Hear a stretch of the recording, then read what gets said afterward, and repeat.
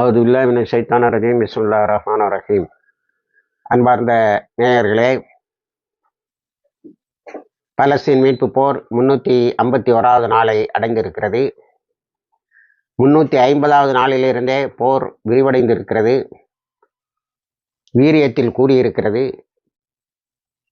அது 351வது நாளிலும் ஹிஸ்புல்லாவில் இருந்தே தான் தொடங்குகிறது. நேற்று ஹிஸ்புல்லா தாக்கிய தாக்குதலில் மிக முக்கியமான இடத்தை பிடிப்பது ஹைஃபாவுக்கு பக்கத்தில் உள்ள அல் டேவிட் ரம்தா டேவிட் பேஸ் என்று சொல்லக்கூடிய இஸ்ரேலுடைய போர் விமானங்கள் புறப்படக்கூடிய தளம். இது ஹிஸ்புல்லா சாதாரணமாக தாக்குற தள டிஸ்டன்ஸ்ல இருந்து மிகவும் தூரத்தில் உள்ளது. இந்த ஏர்பேஸ் தாக்கியதோடு மட்டுமல்லாமல் அதற்கு பக்கத்தில் இருந்த தளவாடங்களையும் தாக்கியிருக்கிறார்கள். அதே போல ரஃபேல் மிலிட்ரி மேனுஃபேக்சரிங் கம்பெனி என்று சொல்லக்கூடிய ரஃபேல் பெயரால் இருக்கக்கூடிய இஸ்ரேலிய இராணுவ தளவாடங்களையும் மற்ற விமான தளவாடங்களையும் தயாரிக்கின்ற கம்பெனியும் அடித்திருக்கிறார்கள். இதை சுற்றி இருந்த 74 செட்டில்மெண்ட் என்று சொல்லக்கூடிய வந்தேர்களின் குடியிருப்புகள் காலியாகி இருக்கின்றன. 3 லட்சம் பலஸ்தீன் கிரானிக்கில் தருகின்ற தகவல், 3 லட்சம் இஸ்ரேலர்கள், அதாவது இஸ்ரேலிய குடிமக்கள் ஃபார்ட்டிஃபைடு பிளேசஸுக்கு போயிருக்கிறார்கள், அதாவது பாதுகாக்கப்பட்ட இடங்களுக்கு போயிருக்கிறார்கள். எல்லா இடத்தையும் காலி பண்ணிவிட்டு ஒரே தாக்குதல். ஆனால் 15 ஏவுகணைகள் அந்த இடத்தை தாக்கி இருக்கிறது. இது மிகப்பெரிய அளவில் இஸ்ரேலில் அதிர்ச்சியை உண்டு பண்ணி இருக்கிறது. அடுத்தது சஃபத் டு அப்பர் கலீலி ஒரு டார்கெட்டாக வச்சு தாக்கியிருக்காங்க. சஃபதில் இருந்து, அதாவது லெபனானுடைய பார்டரில் இருந்து அப்பர் கலீலி வரைக்கும் ஒரு டிஸ்டன்ஸில் இருக்கக்கூடிய அப்பர் கலீலி, அதை நார்தன் இஸ்ரேலுடைய தொடக்கம் என்று கூட சொல்லலாம். அது வரைக்கும் தாக்குதலை தொடர்ந்து தாக்கி இருக்கிறார்கள். அதில் பல இஸ்ரேலிய இராணுவத்தினர் அழிக்கப்பட்டிருக்கிறார்கள். இஸ்ரேலிய இராணுவத்தினுடைய தளங்கள் அழிக்கப்பட்டிருக்கின்றன. அதன் பிறகு தொடர்ந்து தாக்கிய தாக்குதலில் 300வது பிரிகேட்ஸ் அழிந்திருக்கிறது. 146வது டிவிஷன் ஹெட் குவார்ட்டர்ஸ் அழிந்திருக்கிறது. 91வது டிவிஷன் ஹெட் குவார்ட்டர்ஸ் அழிந்திருக்கிறது. 98 மீதி இருந்ததும் அழிந்திருக்கிறது. 98 இங்கே ரஃபாவில் இருந்து, காசாவில் இருந்து அங்கே சென்றது. அங்கே போனவுடனே அவங்களுக்கு வரவேற்பு, சரியான ஒரு தாக்குதல். 210 கோலானி பிரிகேட்ஸ் அதுவும் தாக்கப்பட்டு இருக்கிறது. 188 136 நேற்றும் தாக்கப்பட்டது, இன்றும் தாக்கப்பட்டது. இஸ்ரேலுடைய எலைட் ஃபோர்ஸ் என்று சொல்லக்கூடிய 631வது பெட்டாலியனும் தாக்கப்பட்டிருக்கிறது.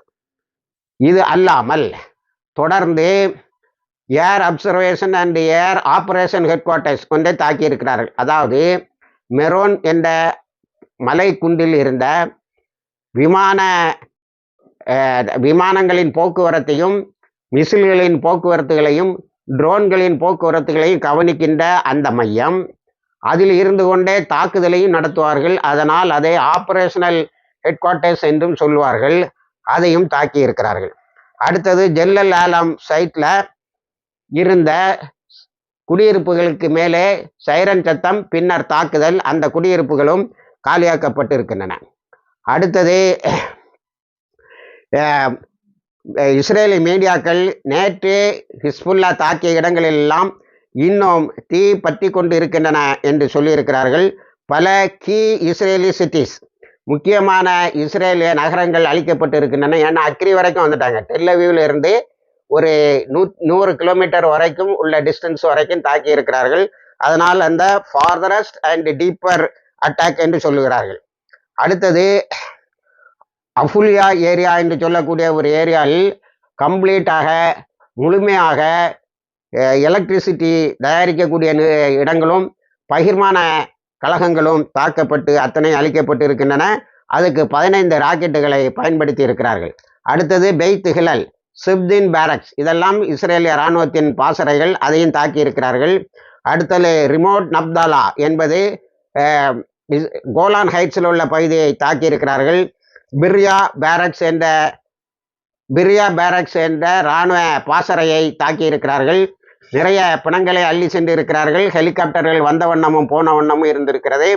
அடுத்தது கபூர் சுபா ஹில்ஸில் தாக்குதல் நடத்தி இருக்கிறார்கள். அவை அந்த மலைப்பகுதியில் இருந்த கட்டடங்கள் எரிந்து கொண்டு இருக்கின்றன. அதை இஸ்ரேலிய தீயணைப்பு படைகள் வந்து அணைத்து கொண்டிருக்கின்றன என்று சொல்லுகிறார்கள். இதுவரைக்கும் தாக்குதல் எல்லைக்கு மிகசார் பேஸ் என்று ஒரு தளத்தை தாக்கி இருக்கிறார்கள். அடுத்தது நேற்று சொன்ன இந்த star of David relief organisation என்பதனுடைய ஹெட் குவார்ட்டர்ஸை தாக்கி இருக்கிறார்கள்.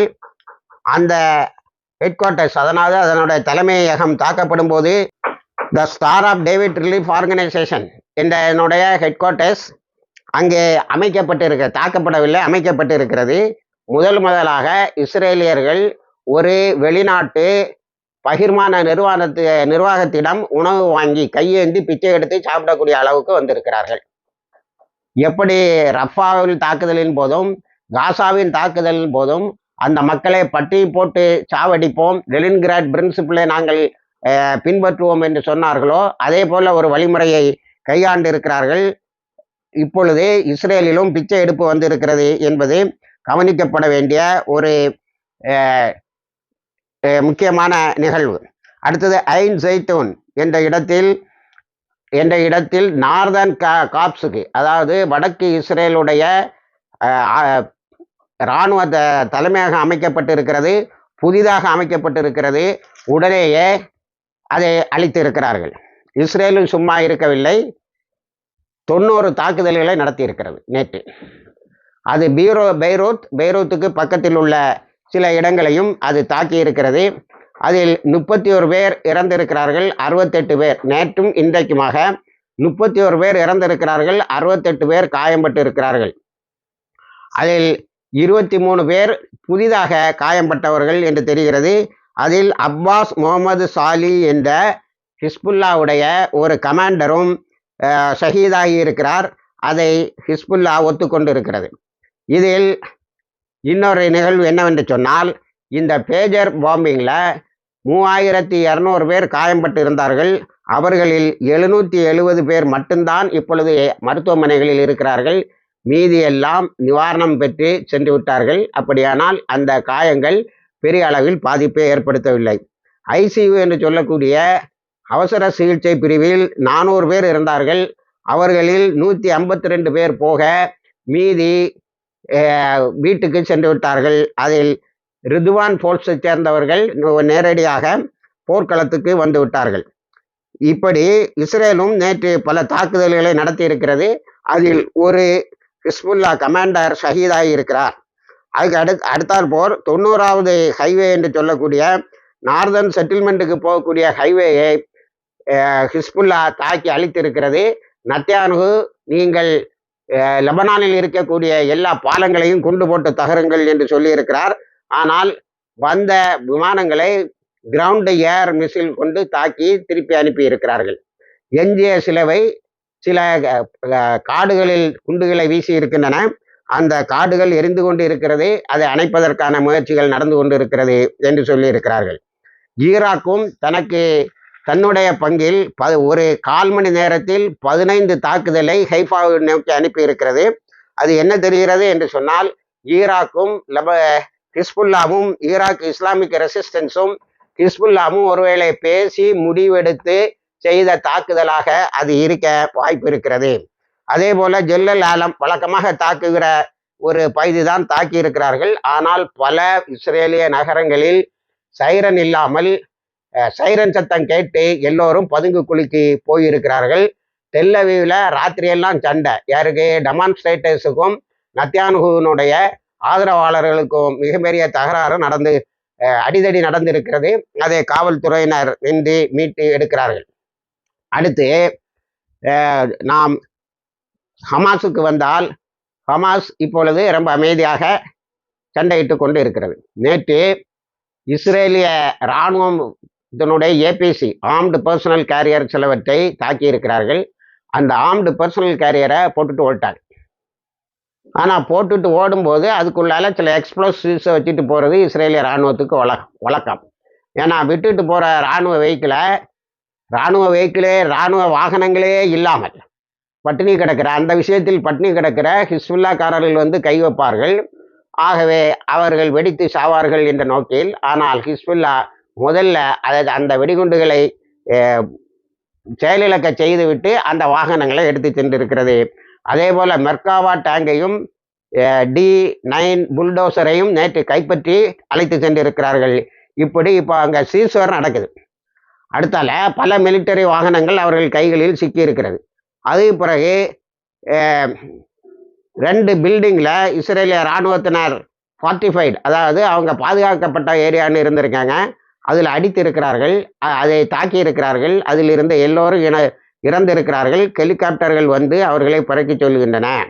அடுத்தது இதெல்லாம் ரஃபால, ஏன்னா மற்ற ஏரியாக்களில் விட ரஃபா தான் அந்த கிராசிங்கை கையில் வைக்கணும்னு சொல்லி இஸ்ரேல் அந்த ரஃபாவில் சில படைகளை விட்டு சென்று இருக்கிறது. அவர்கள் பட்ட பாடுதான் இவையெல்லாம். ஆனால் அவை பல வாகனங்களை விட்டு சென்றதும் பல டேங்குகளை விட்டு சென்றதும் இஸ்ரேலிய இராணுவம் பதறித்தான் ஓடுகின்றதே தவிர அவை மெதுவாக பின்வாங்கவில்லை என்பது தெரிகிறது. இருந்தாலும் நேற்றும் 21 பள்ளிக்கூடங்களின் மேல் குண்டுகளை போட்டு இருக்கிறது. நேற்று 24 பேர் 20 தாக்குதல்களில் 24 பேர் இறந்திருக்கிறார்கள், பலர் காயப்பட்டு இருக்கிறார்கள். இன்று காலை வரைக்கும் காயம்பட்டவர்கள் 95,760, ஷஹீதானவர்கள் 41,391. ஆனாலும் எந்த தயக்கமும் இல்லாமல் அதிகமான வலுவோடு காசாவில் தங்களுடைய போரை நடத்தி கொண்டு இருக்கிறார்கள். அது மட்டுமல்ல, தங்களுடைய மருத்துவமனைகளை விரைந்து சீர் செய்து கொண்டு இருக்கிறார்கள்.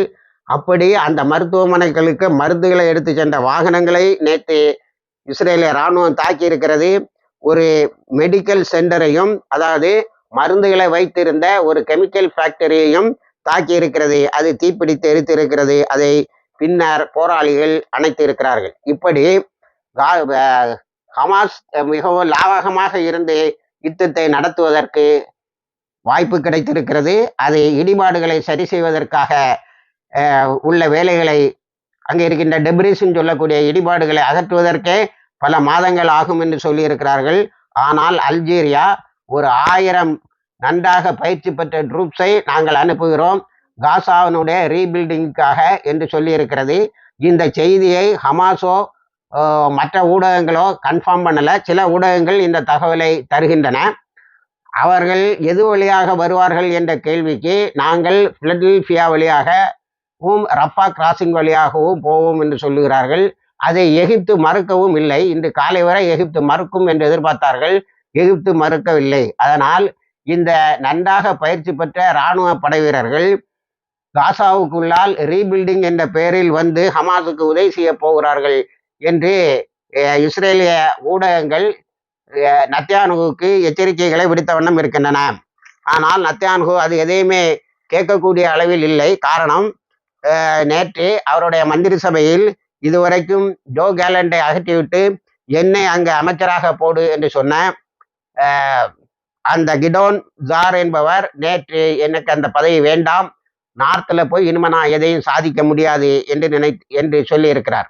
ஒருவேளை இந்த ரிதுவான் போல்ஸை சேர்ந்த நேற்று நாம் பெயர் படித்து காட்டப்பட்ட இப்ராஹிம் அக்கீல் உட்பட ஒரு 4 பேருடைய தகவல் இவர்களுக்கு கிடைத்ததால் அவர்களை கொன்றுவிட்டு மிகப்பெரிய சாதனை என சொல்லலாம் என அவர் நினைத்திருக்கலாம். அது அவர் இல்லாமலேயே நடந்துவிட்டது என்பதனால் அவர் வராமல் இருக்கலாம். ஆனால் இப்போ நார்த்தில் 70,000 பேருன்னு சொல்லிக்கிட்டு இருந்த இஸ்ரேல் இப்பொழுது 3 லட்சம் பேர் பதுங்கு குழிக்கு வந்து விட்டார்கள் என்று சொல்லி கொண்டு இருக்கிறது. இதுதான் நத்தியான்ஹூ நார்த்தில், அதாவது வடக்கு இஸ்ரேலில் இருந்து வெளியே வந்தவர்களே உள்ளே குடியேற்றுகிற லட்சணம்.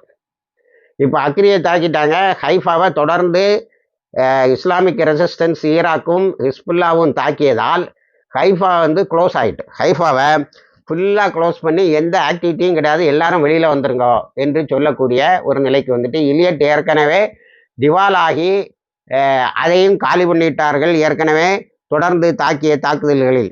இனி போராளிகள், அதாவது டெமான்ஸ்ட்ரேட்டர்ஸ்ன்னு சொல்லக்கூடிய ஹாஸ்டேஜஸ், அழைத்து செல்லப்பட்ட மக்களுடைய குடும்பத்தினரும் பொதுமக்களும் நேற்று நத்தியானுடைய வீட்டையும் நத்தியானுடைய மந்திரி சபையையும் நேற்று போய் கேரோ பண்ணியிருக்காங்க. அதில் அவர்கள் என்ன வைத்திருக்கிறார்கள் என்று சொன்னால், நீ என்னத்தை கிழிச்ச, எஹியா சின்வர் கேட்டதெல்லாம் அவருக்கு கொடுத்து விட்டு ரஃபால் இருந்து வந்து விட்டாய், ஆனால் அவர்களை மீட்கிற ஒப்பந்தத்தில் மட்டும் கையெழுத்து போட மாட்டேன் என்று சொல்லிவிட்டாய். இப்பொழுது வடக்கு இஸ்ரேலை உன்னால் பாதுகாக்க முடியவில்லை, அதனால் நீ எங்களை கைவிட்டது மட்டுமல்ல, யூ காட் டிஃபீட்டட் இன் காசா, நீ காசாவில் தோல்வியை தழுவித்தான் வெளியே வந்தாய் என்று கோஷங்களை எழுத்து ரொம்ப வெறித்தனமாக தாக்குதலை நடத்தி இருக்கிறார்கள். அதில் சில ஊடகங்கள் நத்தியானுக்கு உயிருக்கு ஆபத்தான்னு கூட போட்டான். அப்படியெல்லாம் ஒன்றும் இல்லை, சின்பத்தை அவனை காப்பாற்றிட்டாங்க. அடுத்தது ஹூத்திஸ் நேற்று 2 கப்பலை தாக்கி இருக்கிறாங்க. அதில் அமெரிக்காவினுடைய ஒரு கப்பல் ஒரு தீவு மாதிரி நின்று எரிவதை நேற்று விஷுவல் மீடியாக்கள் நமக்கு காட்டின. சென்டோ நாங்கள் இதனுடைய ஹூத்திஸுடைய தாக்குதல் தளங்களை நாங்கள் தாக்கினோம் என்று சொல்லுகின்றது. ஆனால் 45வது நாட்டிக்கல் மைலில் ஒரு தாக்குதலையும், அது அந்த 2 கப்பல்கள் அல்லாமல் இன்னொரு தாக்குதலையும் ஹூத்திஸ் நடத்தி இருக்கிறார்கள் என்ற தகவலும் இருக்கிறது. இடையே வெஸ்ட் பேங்கில் போய் நேற்றும் கபலீகரங்களை பண்ணி இருக்கிறார்கள். ஆனால் ஜெனின்ல இஸ்ரேலிய இராணுவத்தினர் மீண்டும் அடி வாங்கி ஓடி இருக்கிறார்கள். இஸ்ரேலிய மீடியாவே ஒருவர் கொலை செய்யப்பட்டார், பலர் காயமடைந்தார்கள் என்று சொல்லி இருக்கிறது. ஆக இதில் இஸ்ரேலி மீடியா அக்செப்ட் பண்ணது நிறைய தான் அடி வாங்கியதாகவும், பல இடங்களில் தீப்பற்றி எரியதாகவும், குறிப்பாக 75 நகரங்கள் தாக்கப்பட்டதாகவும், 74 செட்டில்மெண்ட்டை காலி பண்ண வேண்டியது வந்ததையும் அது ஒத்துக்கொண்டு இருக்கிறது. இஸ்ரேலிய ஊடகங்கள் ஒத்துக்கொண்டு இருக்கின்றன. ஈரான் தன்னுடைய பங்கில் 23 பெலாஸ்டிக் மிசைல்ஸ் 4000 கிலோமீட்டர் போகக்கூடிய மிசில்ஸை நேற்று காட்சிக்கு வைத்திருக்கிறது. ஆனால் அதை பற்றி எழுதுகின்ற எல்லோரும் யஹ்யா இஸ்மாயில் ஹனாவுடைய பழிதீர்க்கும் படலம் என்ன ஆயிற்று என்றுதான் எல்லோருமே அந்த கட்டுரைகளை முடிக்கிறார்கள் அல்லது செய்திகளை முடிக்கிறார்கள். அது இஸ்மாயில் ஹனாவுக்கு பழிதீர்க்க நடவடிக்கை எடுக்கிறது வரைக்கும் அதற்கு அமைதி இல்லை என்பது தெளிவாகிறது. இணைந்திருங்கள், எல்லா தகவலையும் கொண்டு வந்து சேர்க்கிறோம். வாகிர் தவானா அல்ஹம்துலில்லாஹி ரப்பில் ஆலமீன்.